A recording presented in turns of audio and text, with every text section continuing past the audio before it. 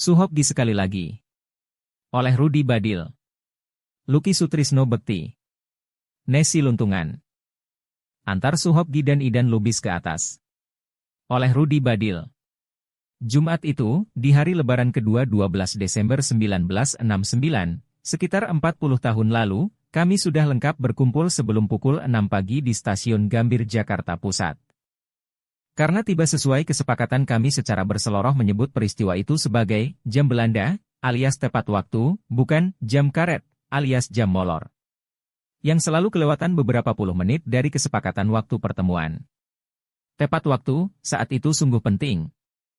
Mengingat rombongan tim pendakian ke gunung tertinggi di Pulau Jawa, Gunung Semeru, 3.676 meter, ini harus berangkat menumpang kereta api pukul 7 dari Gambir menuju Surabaya.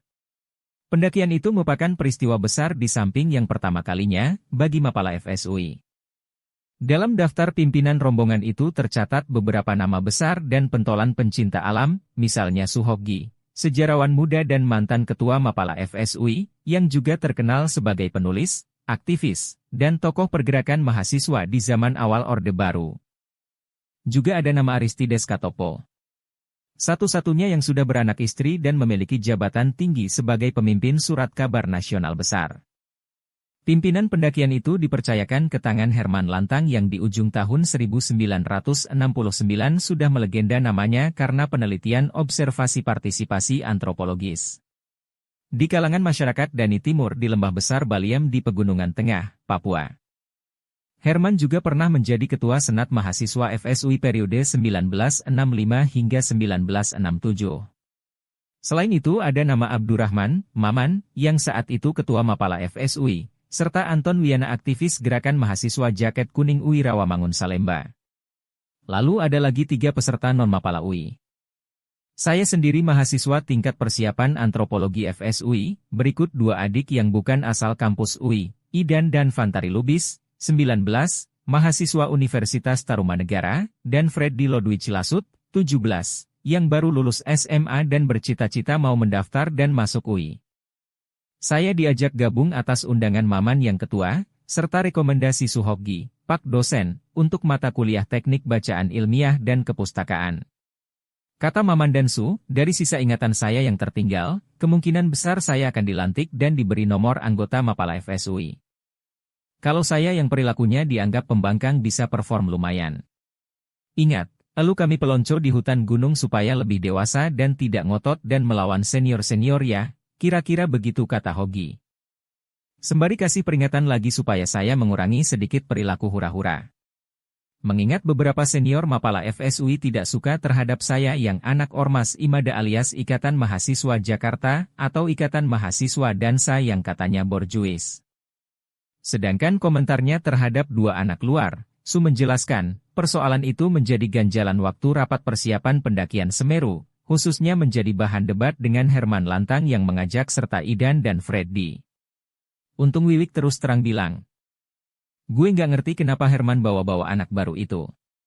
Kalau ajak Freddy yang kita sudah kenal, ya nggak heran karena Herman kan naksir emponya Freddy. Tapi secara organisatoris, tetap nggak bisa keterima karena Freddy bukan anak UI. Lalu soal Idan, gue makin heran. Karena di antara kita, siapa yang kenal Idan? Gak enak juga lihat Idan, dia menjadi kaku dan salah tingkah. Begitu ucap Wiwik beberapa hari sebelum berangkat. Masih dalam pembicaraan soal kesertaan 3 anak luar, Mapala FSUI, yaitu saya, Freddy, dan Idan. Maman menerangkan sikap Mapala FSUI yang terkenal sebagai organisasi mahasiswa intern yang sangat eksklusif. Didirikan tahun 1964, kelompok inilah yang mencetuskan istilah pencinta alam untuk organisasi internal mahasiswa UI yang beraktivitas di bidang luar ruang berupa perkemahan, perjalanan, dan pendakian gunung, termasuk kegiatan konservasi alam lestari. Organisasi kecil itu pun merupakan penampungan mahasiswa yang sudah jenuh, juga trauma, dengan perilaku organisasi kemahasiswaan yang bernaung di bawah parpol yang berkuasa di zaman Orde Lama. Sikap seleksi ketat keanggotaannya membuat Mapala FSUI menjadi organisasi elit dan eksklusif. Makanya, saat Herman mengajak Freddy dan Idhan, keputusan itu menjadi debat panjang organisasi yang menegangkan. Antara Herman, Su, dan anggota lainnya. Kalau Tides itu orang dalam. Karena dia sudah ikut dan mengenal Mapala FSUI sejak lama. Lagi pula, sebagai pimpinan koran Sinar Harapan, Tides suka memberi uang panjar. Untuk honor tulisan Hogi. Juga mahasiswa FSUI beberapa kali pernah dikaryakan Tides, sebagai stringer atau wartawan lepas untuk proyek temporer. Misalnya Jakarta Fair 1968 dan 1969 di lapangan Monas, kata Maman. Hogi yang sikapnya gesit, di stasiun itu ngobrol cukup lama dengan Rudi Hutapea, rekan perjuangannya di Radio UI. Entah apa yang terjadi. Tahu-tahu rombongan kami yang cuma 8 anggota diantar menuju gerbong barang. Ya, ke gerbong barang, bukan gerbong penumpang yang sudah pol, meski tidak pol-polan macam kereta api rakyat zaman 2009. Sebagai calon anggota yang mau dapat nomor anggota Mapala. Saya terus terang bergaya cari muka dan pura-pura rajin angkat barang, lalu mengatur barang-barang kami di sela angkutan kargo kereta api itu.